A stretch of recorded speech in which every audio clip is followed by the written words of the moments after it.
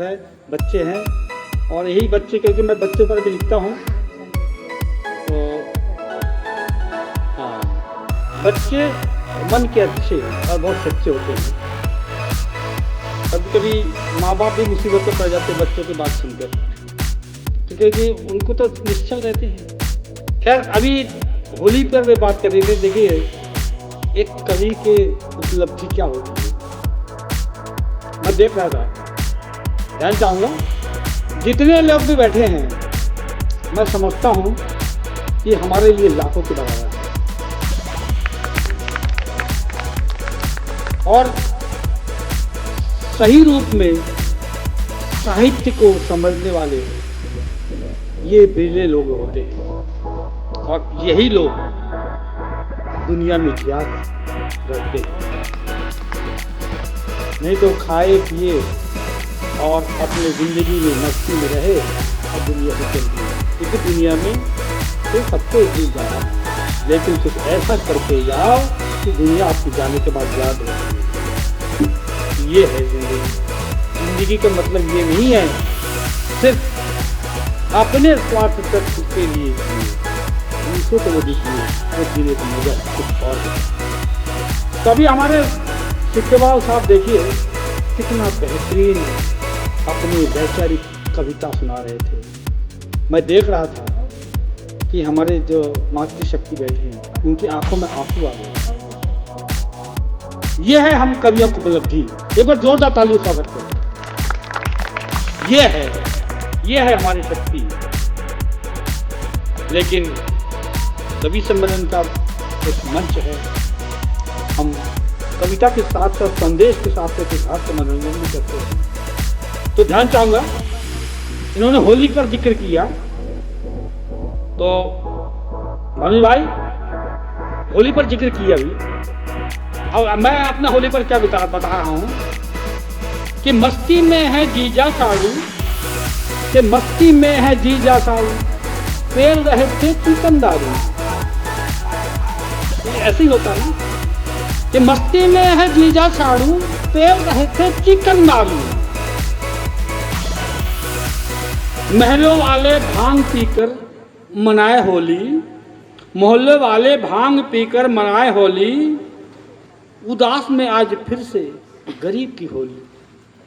उदास भी है आज फिर से गरीब की खोली। नशा कितना चढ़ा कैसे नापूं, नशा कितना चढ़ा कैसे नापूं, बच्चे रह रह कर बजा रहे हैं भोंपू। बच्चे दृश्य देखिए,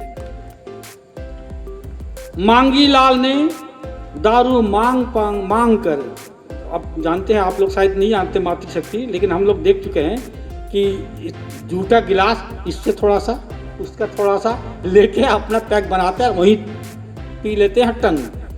तो ये सच्चाई चित्रण जो बता ना, कवि जो दिखता है वही लिखता है। हाँ, क्योंकि हम कवियों को ना हर जगह जाके उसको पड़ताल करना पड़ता है, तभी कुछ लिख पाते हैं। हम नेताओं के बीच में भी जाते हैं, व्यापारियों के बीच में जाते हैं, और हर जगह जाते हैं, और वहाँ से हम अपना मटेरियल लाते हैं। सीआईडी का काम करते हैं। हाँ, ये हमारे साथ है सीआईडी साहब, इसलिए बहुत सारे मटेरियल इनसे भी मिलता है। तो जैसा है, तो मांगी लाल ने दारू मांग कर चढ़ा लिया, बुधारू ने भट्टी में जाकर देसी ठर्रा बढ़ा लिया। चतुर को लड़खड़ाते देख मेहरारू दे रहे थे गाली, चतुर बोला बुरा नहीं मानूंगा, पीऊंगा छक्के आ जाए होली, पीऊंगा छक्के आ जाए होली। चाल चरित्र सब बदल गया, पी रहे हैं सब जाम, अब संस्कृति के शिकार होकर कर रहे त्योहार को बदनाम, कर रहे त्योहार को बदनाम। खो गया अपनापन की मस्ती, नहीं रहा अब हम जोली, क्या मुर्गा मटन दारू पीना, क्या आज है यही होली, क्या यही आज की होली, क्या यही आज की होली। ये व्यंग्य था। खैर, ये तो मैं हमारे पुलिस वाले साहब के एक उत्तर के लिए में उन्हें, अब मैं अपनी औकात पर आता हूँ। इतना देर तक मैं अपने औकात पर आता हूँ, मैं अपने आप के सामने सुनाता हूँ कि मैं भी कभी युवा हुआ करता था।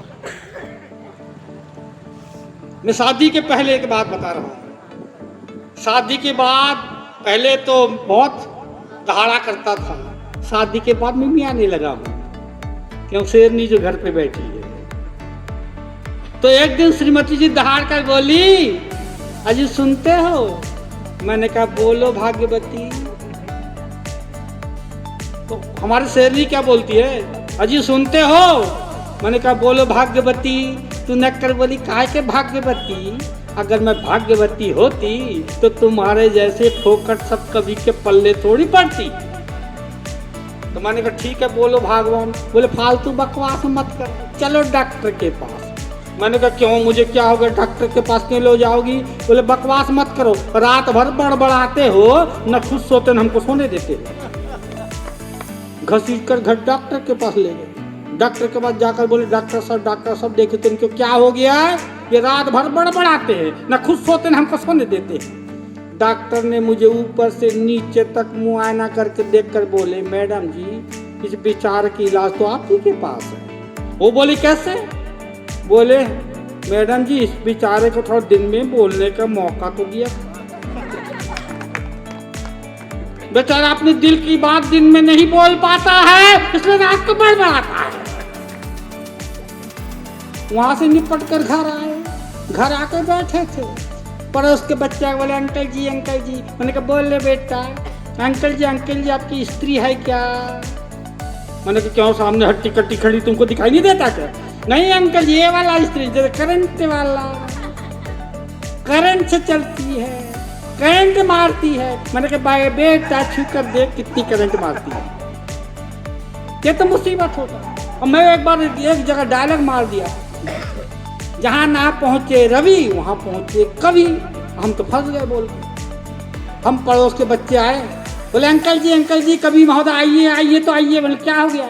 बोले सुनिए तो, हमारा जो क्रिकेट खेलते खेलते हमारा बॉल जो है ना वो अंधेरे में घुस गया है, निकालो। बोले पता है किससे बात कर रहा है? बोले हाँ वही कवि जो डायलॉग झाड़ते जहां ना पहुंचे रवि और वहां से पहुंचे कवि, अब निकालो। फंस गए भैया। तो ये परेशानी है भैया।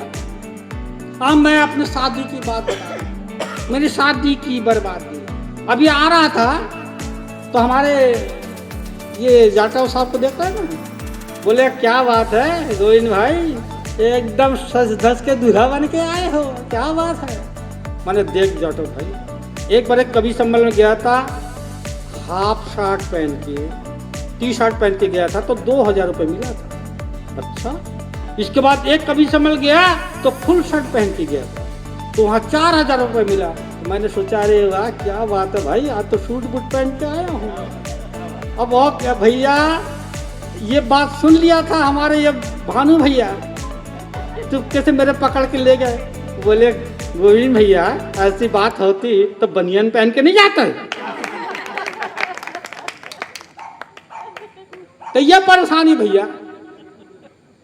तो ये बात है। अब क्या हुआ, मैं अपनी शादी के बारे में बता रहा हूँ, मेरी शादी की बर्बादी। एक दिन मैं सचमुच का जब बड़ा हुआ, मैं अपने पैरों पर नहीं पिताजी के पैरों पर था खड़ा हुआ। इसलिए पिताजी ने सोचा अगर ये पट्टा यूं ही घूमता रहा छुट्टा तो ना जाने कहाँ का मुंह मारेगा, मुंह लेके बहू बेटी की मुसीबत खड़ी करेगा। इसलिए क्या था, पिताजी की ओर से शादी के लिए हरी झंडी मिल गई।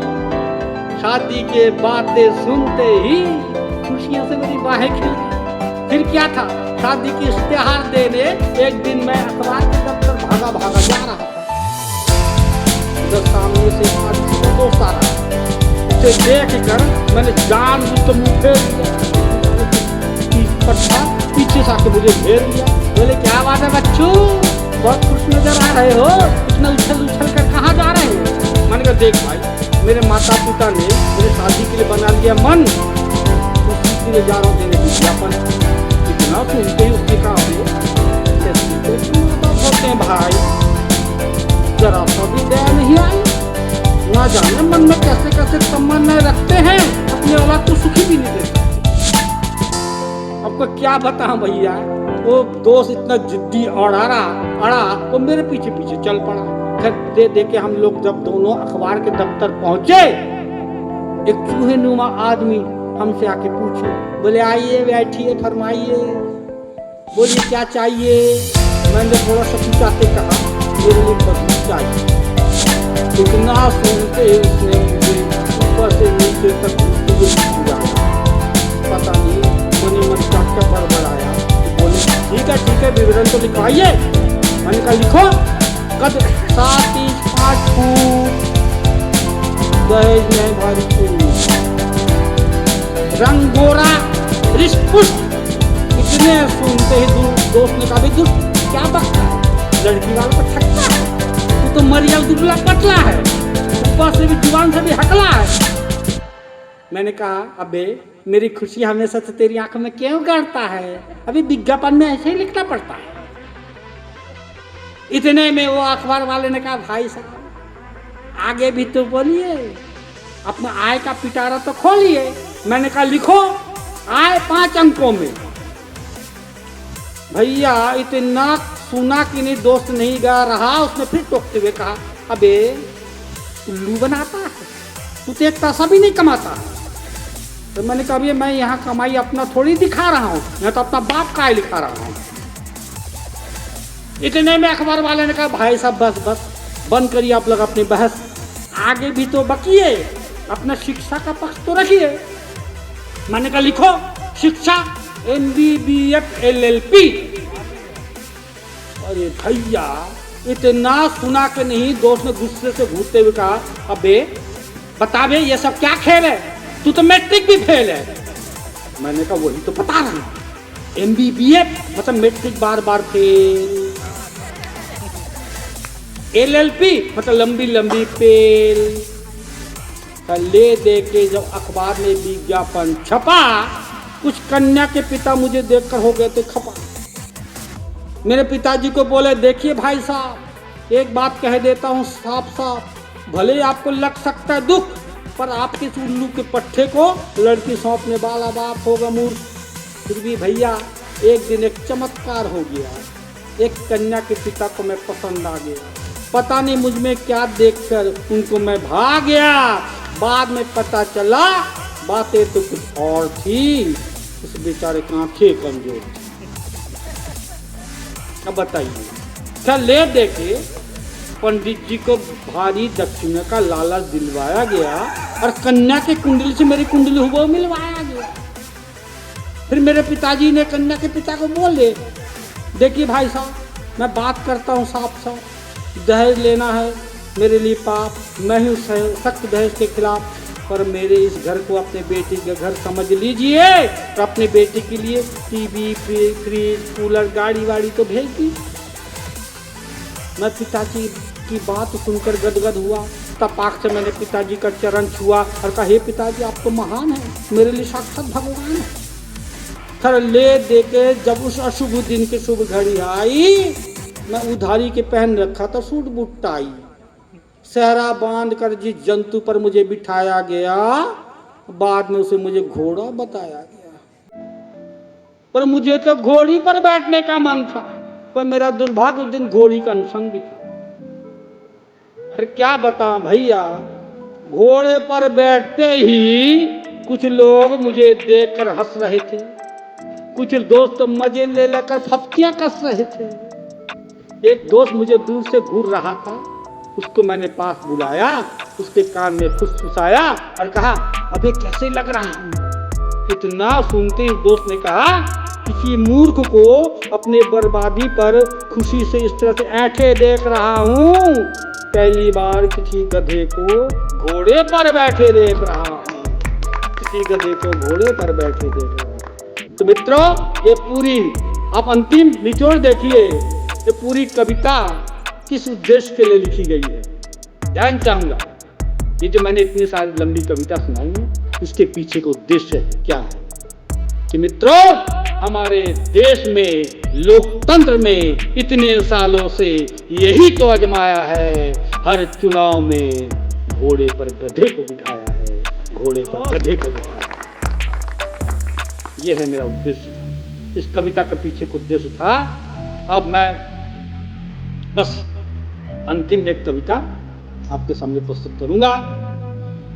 इस कविता से मुझे एक पहचान मिली थी, हम इंसानियत को कैसे भूलते जा रहे हैं।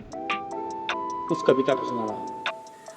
कविता का शीर्षक मैं शर्मिंदा हूं, मैं शर्मिंदा हो गया। प्रकृति देखिए, पेड़ पौधे पशु पक्षी अपने काम तो कर रहे हैं, अपने कर्तव्य कर रहे हैं, लेकिन इंसान एक ऐसा है अपने कर्तव्य से दूर होते जा रहे हैं, अपने कर्तव्य भूलते जा रहे हैं, इंसानियत भूलते जा रहे हैं। उसका शीर्षक है मैं शर्मिंदा हो गया कि मैंने फूलों से उसकी खुशबू मांगी। कविता का शीर्षक मैं शर्मिंदा हो गया कि मैंने फूलों से उसकी खुशबू मांगी। उसने कहा ये तो मेरा फर्ज है। उसने झट अपनी खुशबू दे दी, पर उसे जब मेरा फर्ज याद दिलाया, मैं शर्मिंदा हो गया, मैं शर्मिंदा हो गया। मैंने बादल से कहा जरा बरस कर दिखलाओ, मैंने बादल से कहा जरा बरस कर दिखलाओ। उसने कहा धरती से लिया हुआ पानी का कर्ज मुझे याद है। उसने तो बरस कर दिखा दिया, पर उसे जब मेरा कर्ज याद दिलाया, मैं शर्मिंदा हो गया, मैं शर्मिंदा हो गया। मैंने कोयल से कहा जरा मीठी बोली सुनाओ, मैंने कोयल से कहा जरा मीठी बोली सुनाओ। उसने कहा हमेशा मेरा प्रयास रहता है। उसने तो मीठी बोली सुना दी, पर उसे जब मेरी बोली याद दिलाई, मैं शर्मिंदा हो गया, मैं शर्मिंदा हो गया। मैंने पवन से कहा जरा शीतल मंद चल कर दिखलाओ। उसने कहा ये तो मेरा स्वभाव है। उसने तो चल कर दिखा दिया, पर उसने जब मेरा स्वभाव याद दिलाया, मैं शर्मिंदा हो गया, मैं शर्मिंदा हो गया। मैंने कमल से कहा हमेशा कोमल बन के रहो। उसने कहा जरा छू कर देख लो मेरी कोमलता। मैंने उसकी कोमलता छू कर देख ली, पर जब मेरी कोमलता याद दिलाई, मैं शर्मिंदा हो गया, मैं शर्मिंदा हो गया। कविता का निचोड़ देखिए, उन सब ने मिलकर जब मुझे मनुष्य होने की याद दिलाई, तो मैं शर्म से पानी पानी हो गया, मैं शर्म से पानी पानी। धन्यवाद।